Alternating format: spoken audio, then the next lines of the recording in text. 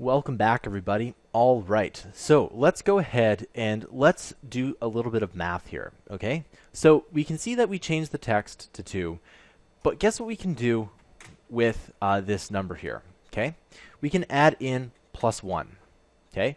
And so what this will do is this will make it equal to 3. Now, let's just do a little bit of math. Let's say 2, and then it'll equal to 4. So you can do a little bit of math here, and I'm just going to squeeze this in here. And well, don't worry about this because remember, it doesn't change here. I just want to focus in on the JavaScript for a moment here. Okay, let's add in another variable here. And we can, again, remember, we can add in as many variables as we want. We're going to call this number, or we'll call it second number. Okay, we're going to make it equal to 2. So they're both equal to 2. And we can do variable number plus second number. Okay. Now you'll also notice, and I'll just move this out even a little bit more. If I double click on this, you can see that it highlights it and everything works out like that. All right. So if we change the text, it equals to 4. Pretty simple, right? Now watch what happens if we type in variable name plus second number. Now in pretty much every other programming language, this is going to cause some kind of error.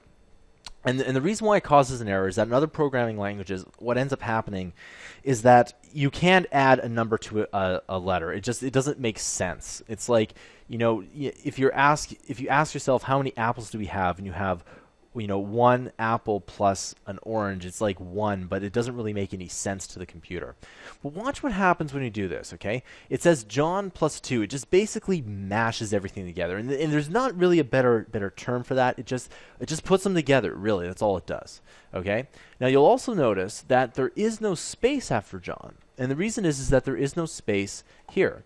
Now, remember in a couple tutorials ago, I said that spaces is like adding another object, and that's partly true, except for when you have the quotes here. If you have the quotes here, you can put in, you know, 10 of these if you want. Doesn't matter. So we're just going to go ahead and push space, and you can see that it says John 2. Okay, and of course, let's just go ahead and let's just add another variable, and we're going to call this second string. Okay, it's going to be equal to 2 quotes. And we're going to call this, we'll just say John plus awesome, okay? Put another space in there. And of course, there's one thing that's missing, and that is a semicolon, okay? And of course, we need to change second number to second string, okay? And if we double click on that, it does work. And there we go. That's all it is. Now, you can do this infinitely if you really want to, right? You can go ahead and push plus variable number, etc. You can do this as much as you want. Programming languages are meant to be like this.